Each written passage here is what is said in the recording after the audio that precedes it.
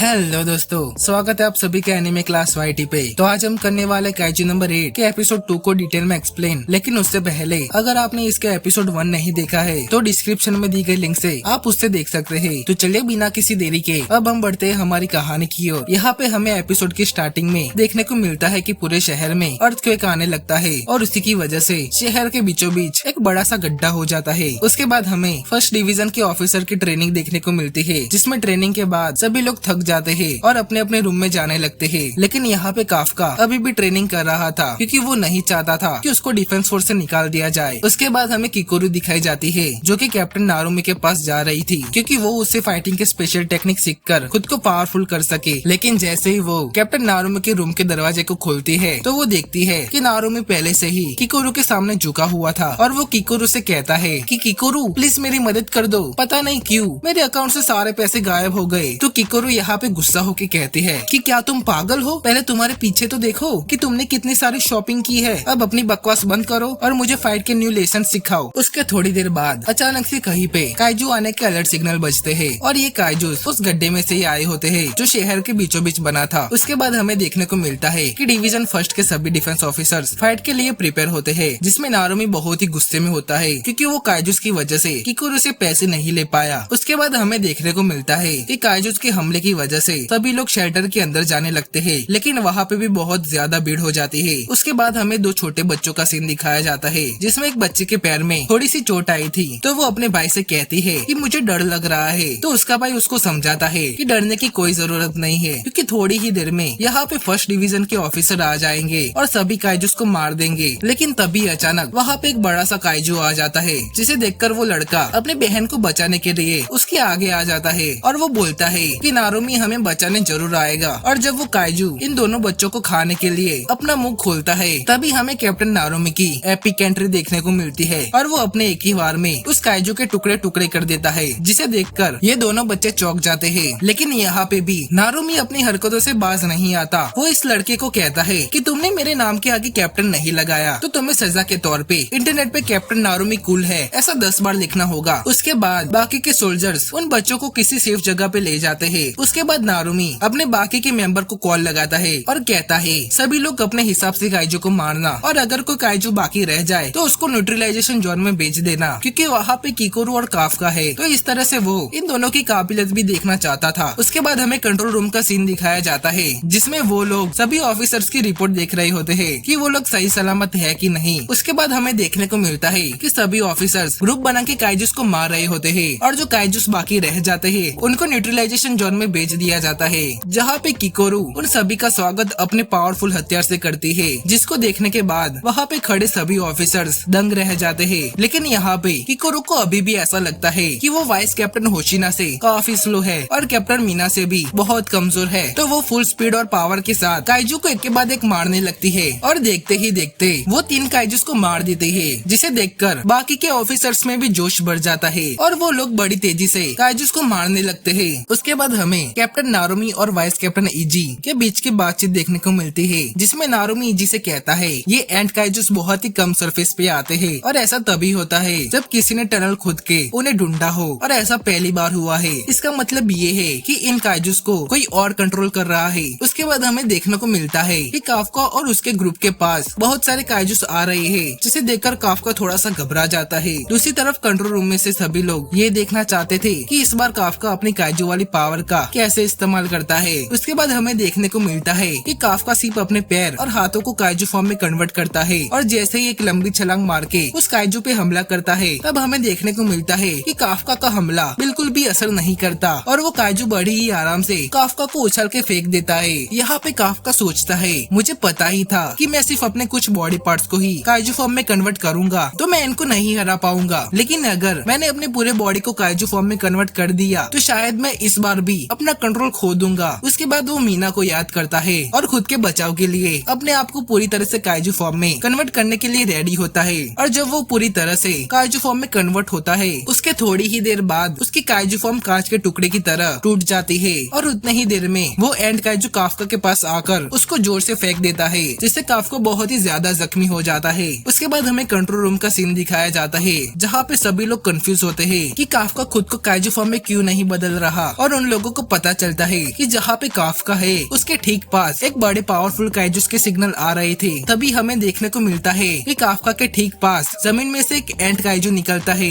लेकिन यहाँ पे हमें पता चलता है कि इस एंट काइजू को कोई और नहीं बल्कि हमारे सीजन 1 का काइजू नंबर 9 ही कंट्रोल कर रहा था। यहाँ पे काइजू नंबर 9 को देखकर सभी लोग चौंक जाते हैं। तभी काइजू नंबर 9 कहता है, मुझे तो यहाँ पे काइजू नंबर 8 की प्रेजेंस महसूस हुई इसलिए आया। एंड उसके बाद वो काफ्का की ओर देखकर कहता है, एक मिनट, कहीं तुम तो काइजू नंबर 8 नहीं हो? अगर ऐसा है तो मुझे चेक करना पड़ेगा। उसके ठीक बाद वो काफ्का के कंधे पे गोली चला देता है। यहाँ पे काफ्का खुद को बचाने के लिए फिर से काइजू में कन्वर्ट होने की कोशिश करता है, लेकिन इस बार भी वो खुद को ट्रांसफॉर्म नहीं कर पाता। दूसरी तरफ नारुमी काफ्का की मदद करने के लिए उसके पास आता है, लेकिन तभी उसके रास्ते में एक और काइजू आ जाता है जिसका कंट्रोल भी काइजू नंबर 9 के पास ही था। इस तरह से दो काइजू नंबर 9 को देखकर सभी लोग हैरान हो जाते हैं। उसके बाद हमें देखने को मिलता है कि जो एंट काइजूस पहले से ही मर गए थे अब वो वापस से जिंदा हो रहे हैं, जिसे देखकर सब लोग ये सोच रहे थे कि ये हमला तो थर्ड डिवीजन में हुए हमले से भी ज्यादा खतरनाक है। दूसरी तरफ ऑफिसर्स का एक ग्रुप काफ्का की मदद करने के लिए आता है, लेकिन यहाँ पे काइजू नंबर 9 बड़ी ही आराम से उन सभी ऑफिसर्स को के बाद एक मार देता है। उसके बाद काइजू नंबर 9 काफ्का को जान से मार के उसकी पावर लेना चाहता था, तो वो काफ्का पे हमला करने लगता है, लेकिन काफ्का उसके हमले से बचने में कामयाब होता है। उसके बाद काफ्का फिर से खुद को काइजू फॉर्म में कन्वर्ट करने की कोशिश करता है, लेकिन इस बार भी वो फेल हो जा रहा था। अब उसके बाद काइजू नंबर 9 काफ्का पे एक फाइनल अटैक करने जाता है, लेकिन तभी एंट्री होती है किकोरू की, जो काइजू नंबर 9 के पीछे से आकर जोर से उस पे हमला करती है, जिससे वो काइजू के दो टुकड़े हो जाते हैं। लेकिन फिर भी वो अपने आप को बड़ी जल्दी से रिकवर कर लेता है।